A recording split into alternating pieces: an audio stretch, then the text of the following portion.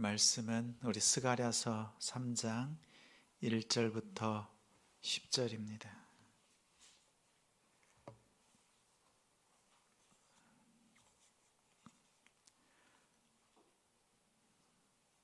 스가랴서 3장 우리 1절부터 10절까지.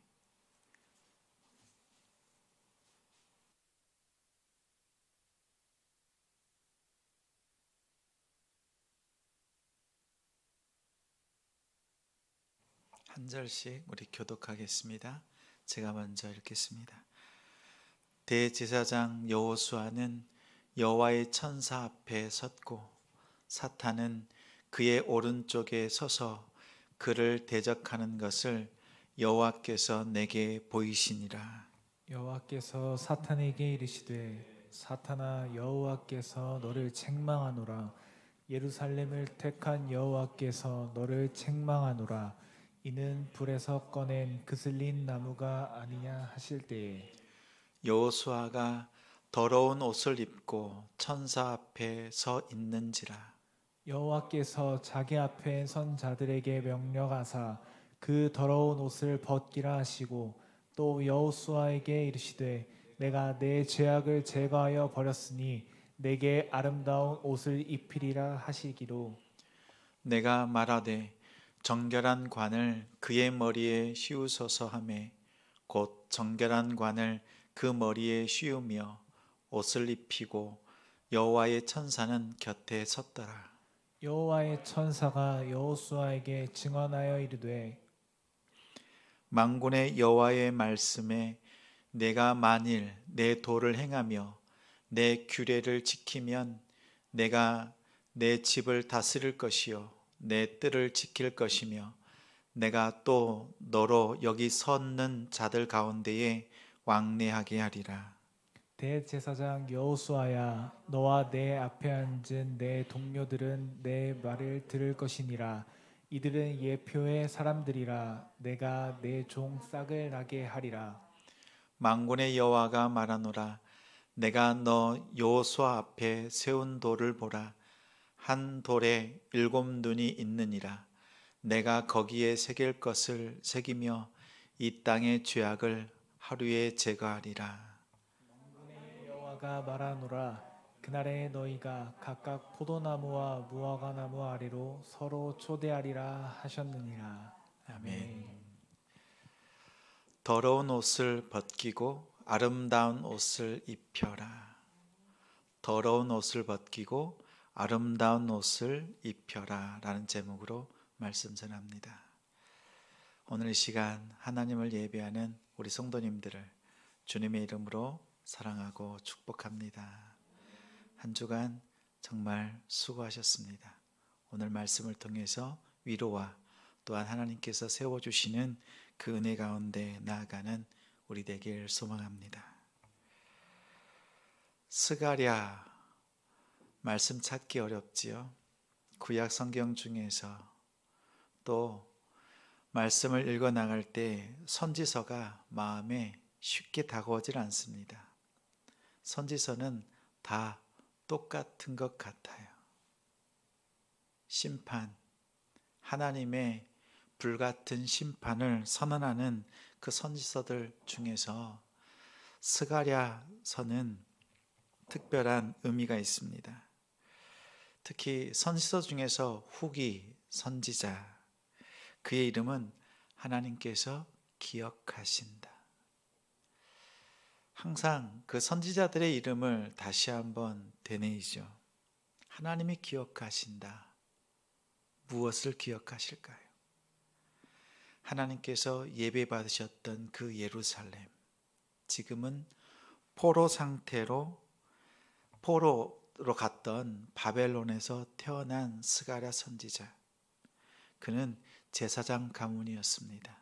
이제 예루살렘에 돌아와서 하나님께 예배하는, 성전을 지어드리고 하나님께 예배하는 그 시간을 하나님께서 기억하시고 이 여호수아 그리고 스룹바벨을 통해서 하나님께서 이루시는 그 일들을 이 스가랴 선지자를 통해서 선포하시고 이루어 가십니다. 신약 성경에 뜻밖에도 이 스가랴서를 40번이나 인용합니다. 많은 환상, 상징적인 이미지들이 있습니다. 우리가 잘 아는 종려주일에 나귀를 타고 오시는 예수님의 그 예언의 말씀 또한 스가랴서입니다. 요한계시록의 많은 환상들 역시 스가랴서를 인용해서 말씀으로 풀어서 우리에게 보여주고 있습니다. 그러한 스가랴서는 오늘 우리에게 더 깊은 의미로 또 예수 그리스도를 만나는 귀한 말씀이기도 합니다. 오늘 1절 말씀 우리 함께 읽겠습니다. 1절 대제사장 여호수아는 여호와의 천사 앞에 섰고 사탄은 그의 오른쪽에 서서 그를 대적하는 것을 여호와께서 내게 보이시니라. 선지자에게 여호와께서 보여주셨습니다. 보여주신 장면은 대제사장 여호수아가 하나님 앞에 서 있습니다. 그 오른편에는 사탄이 서 있습니다. 어떤 고발을 어떤 내용으로 고소했는지는 본문에 보이지 않습니다. 그러나 분명한 것은 사탄은 고발하는 자, 고소하는 자로서 마치 법정에서 검사와 같은 역할입니다. 그래서 피고인을 데리고 무슨 잘못을 했는지 심판장 대신 하나님 앞에 낱낱이 고하는 모습으로 보입니다. 사탄이 하나님 앞에 여호수아를 데리고 있습니다. 이 여호수아는 가나안 땅을 정복했던 그 여호수아 아니지요. 동명이인입니다. 구원이라고 하는 뜻을 가진 그 여호수아, 그를 하나님 앞에 세우면서 여호수아와 또 서 있는 우리들을 고소하는 것이 아니라 하나님께 따지듯이 서 있습니다. 사탄은 하나님 앞에서 이 사람들, 여기 서 있는 여호수아를 하나님께서 택한 사람이 맞습니까? 또 우리를 바라보면서 고소하지요. 말하는 것, 행동, 마음을 보십시오. 하나님께서 택한 사람, 이런 자들을 하나님의 자녀로 삼았다는 것 정말 하나님 맞습니까? 이렇게 하나님 앞에 대항합니다. 하나님이 선택한 자들을 이러쿵 저러쿵 하면서 하나님 앞에 고소합니다. 이 모습은 우리가 어디서 보았지요? 욥기에서 사탄이 욥을 하나님께 고소합니다. 고소할 때 어떻게 고소해요? 욥이 아무 까닭 없이 하나님을 예배하겠습니까?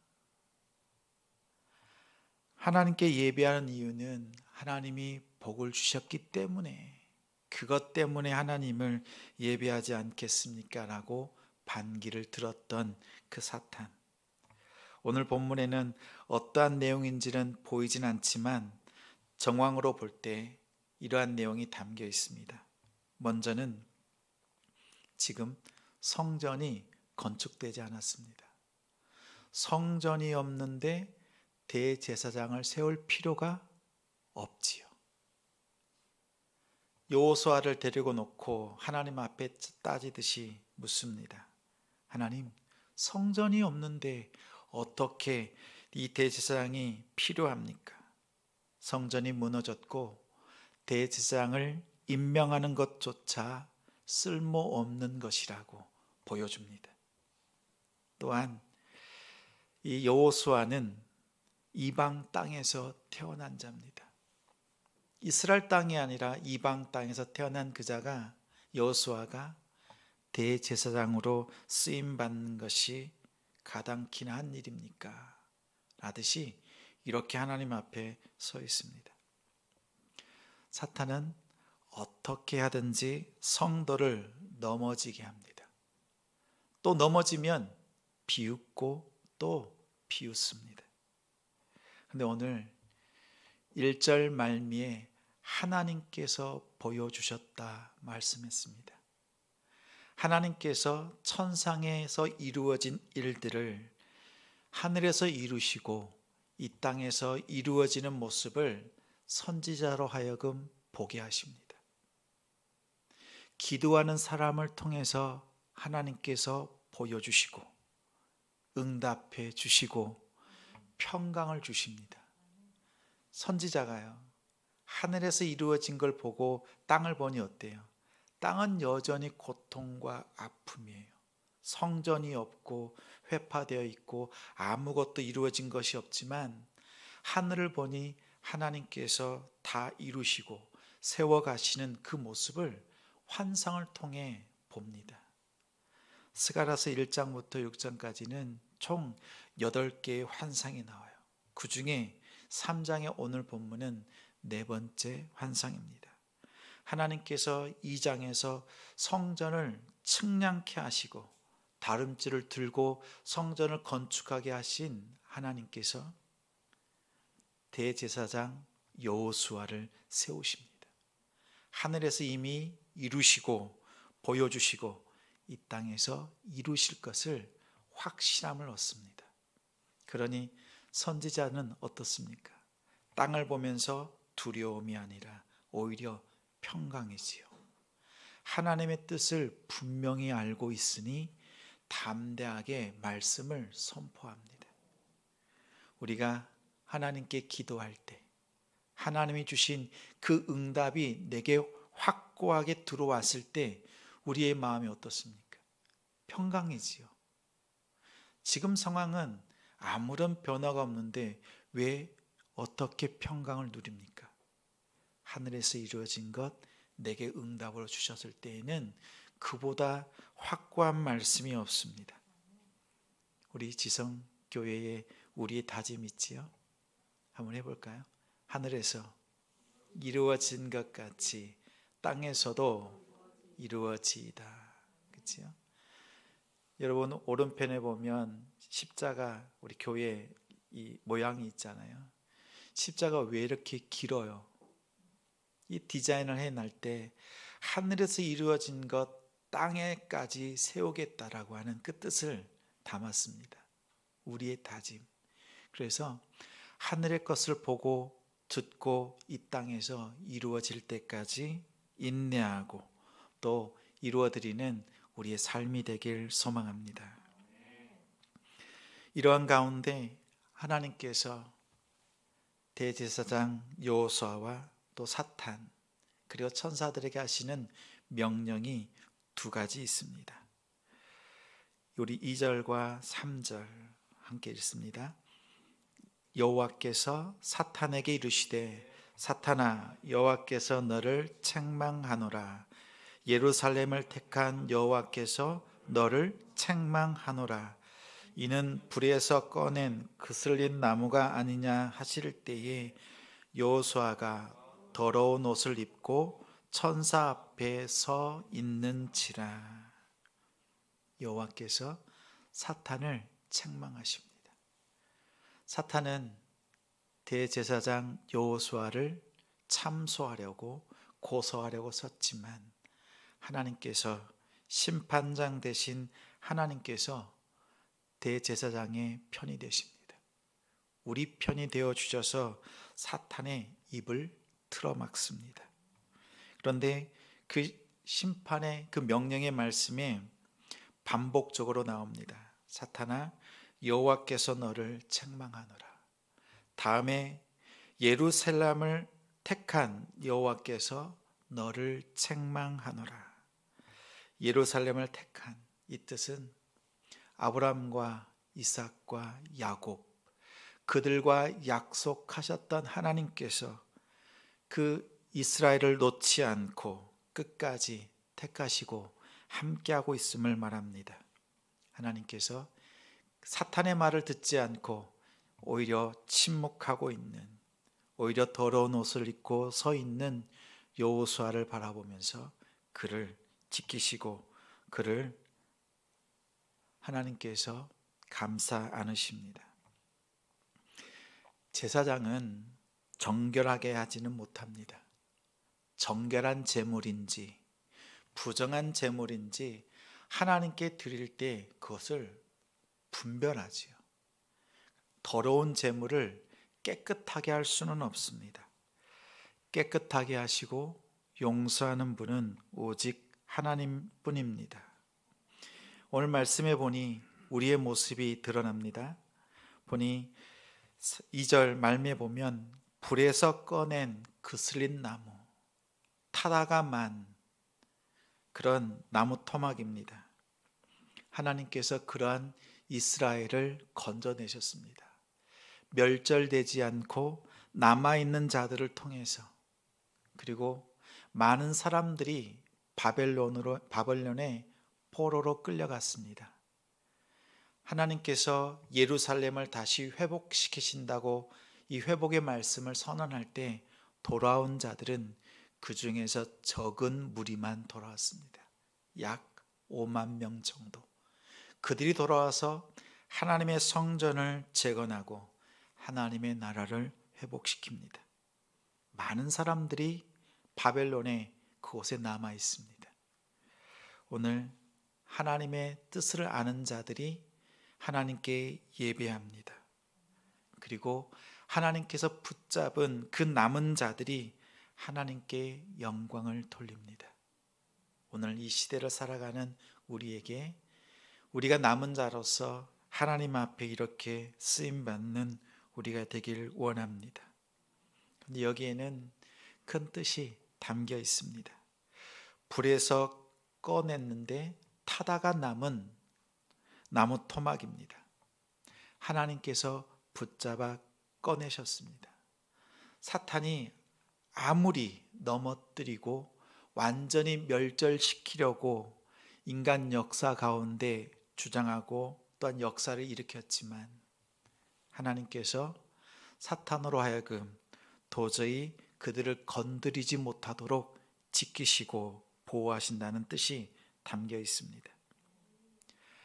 하나님의 허락이 없으면 욥의 그 어떠한 것도 건드릴 수 없었던 사탄, 하나님께서 그들을 무엇인가 가치가 있고 능력이 있고 지혜가 있어서 그들을 건드리지 못하게 한 것이 아닙니다.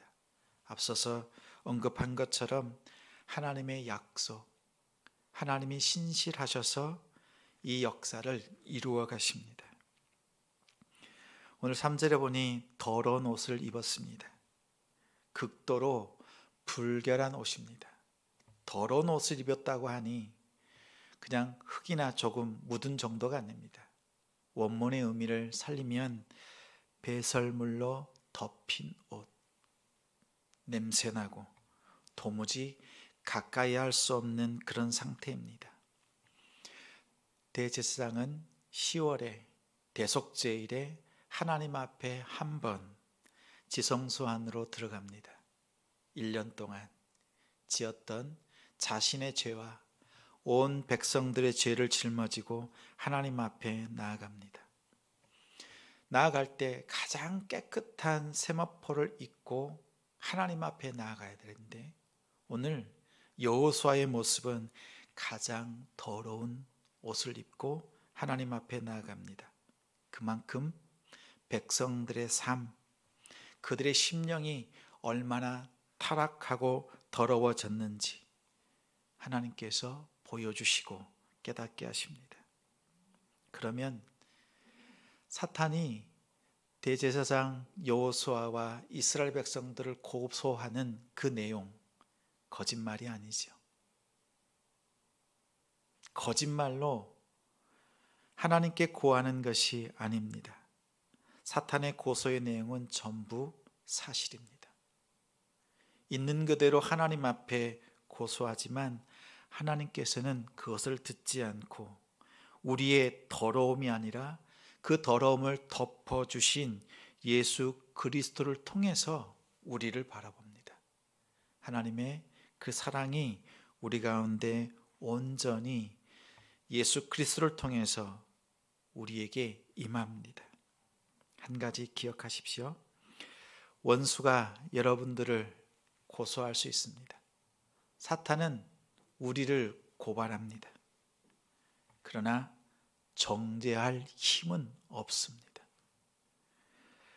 하나님만이 정죄하시는데 하나님조차 여러분을 정죄하지 않습니다. 오히려 품어주시고 용서하신 그 사랑이 있음을 기억하십시오.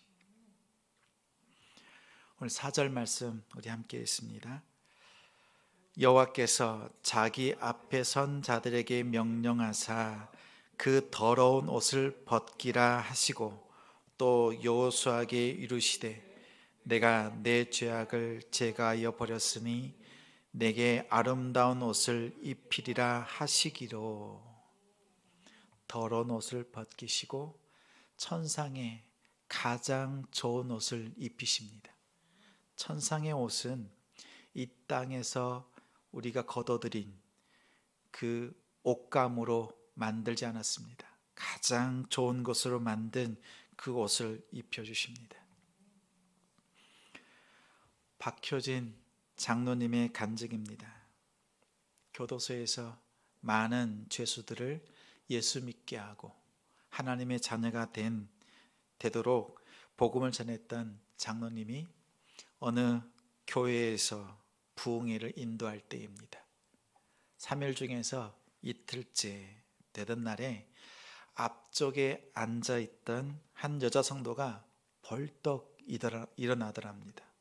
그러더니 성도들을 향해서 쌍스러운 욕을 막 해대기 시작합니다. 부흥회 중간에, 예배 시간에 말로 담을 수 없는 욕들이 막 쏟아져 나옵니다.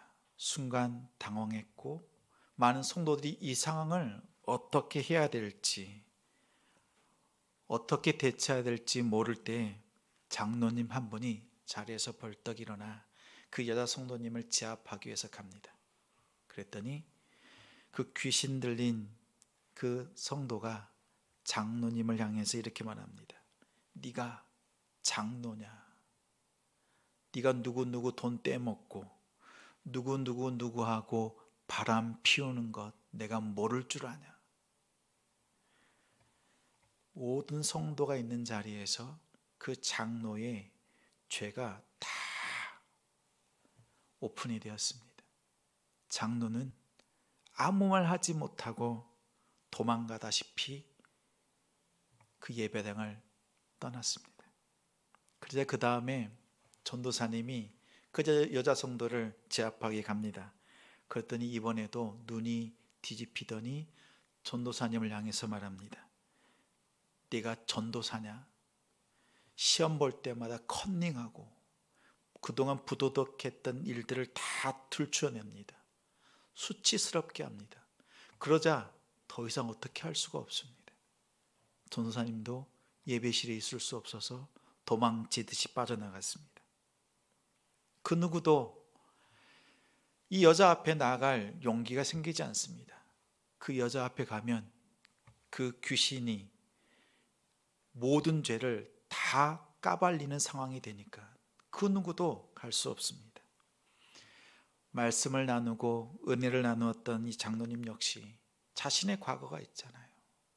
예수 믿기 전에 했던 수많은 그 악한 일들 마음속에 생각이 나고 다 기억이 납니다. 그러니 이 장로님도 쉽게 가기 어려운 거예요. 그렇지만 한 걸음 한 걸음 나아갑니다.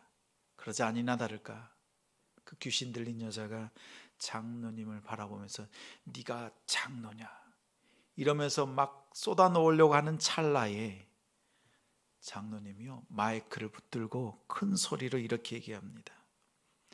이 더럽고 사악하고 요사스러운 귀신아, 예수님이 덮어놓은 죄를 네가 왜 들추냐?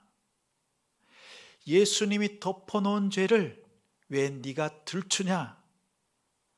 귀신은 지금 사람의 목소리를 통해서 얘기하잖아요.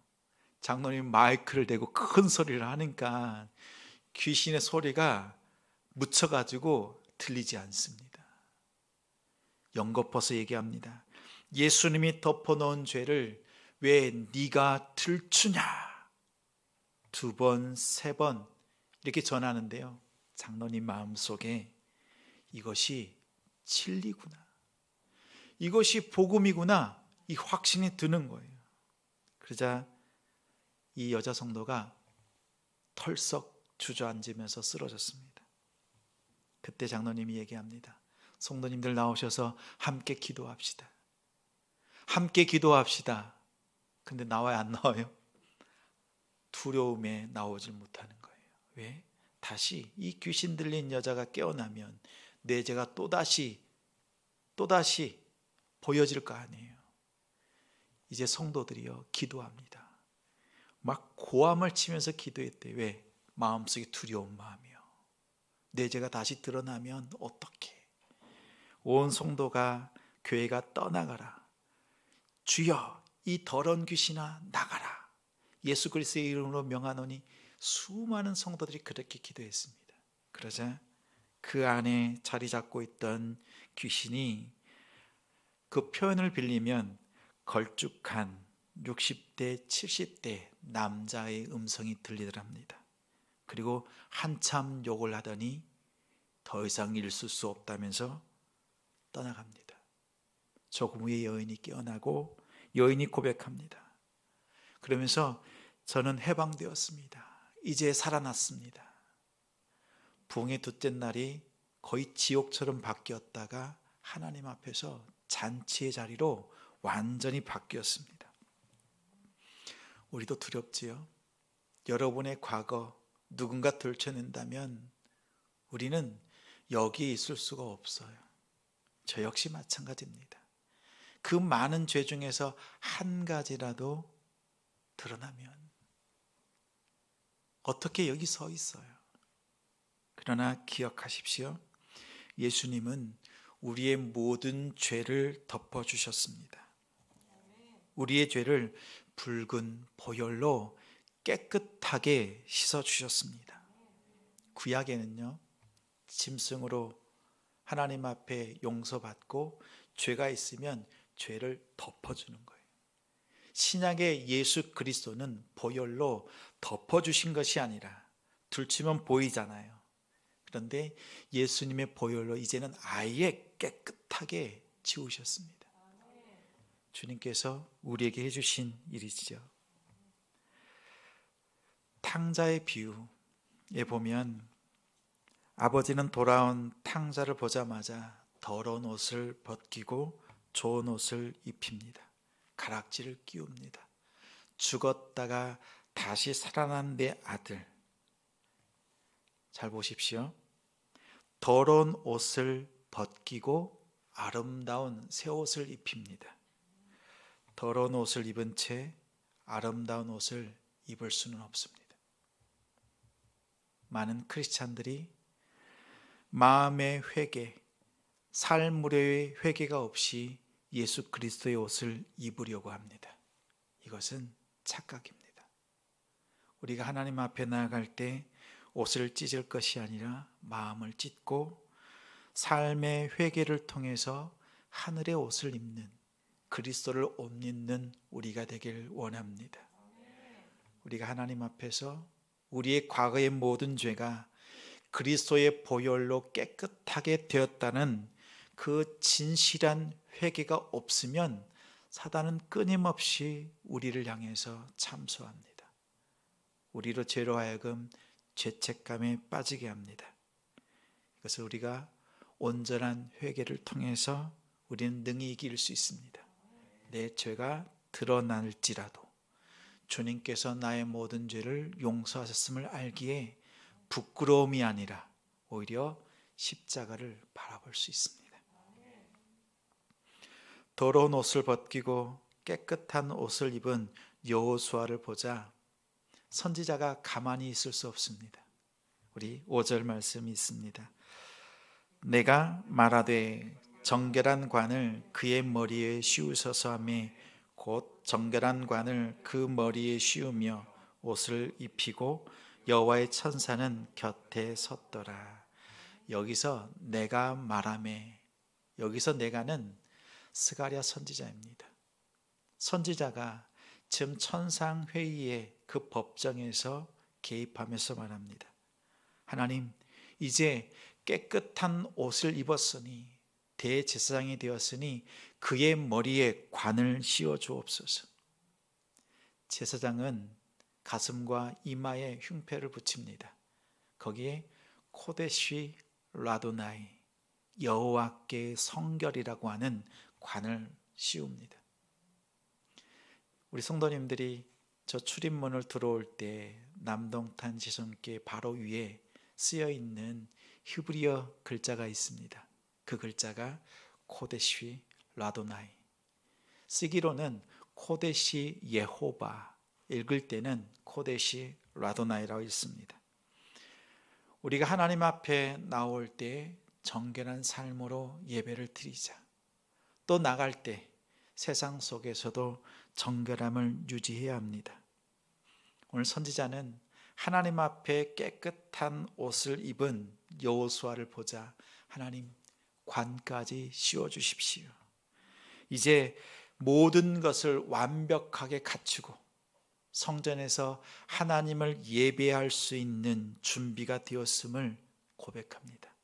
그러자 하나님께서 이 선지자의 고백을 들으시고 관을 씌워주십니다. 옷을 갈아입혔습니다. 옆에서 이렇게 중보하고 세워주는 일이 얼마나 중요한지 모릅니다. 나의 거룩함도 나의 기도 제목도 중요하지만 우리 성도들의 그 믿음의 가정의 거룩함을 위해서 힘써 기도해 주십시오.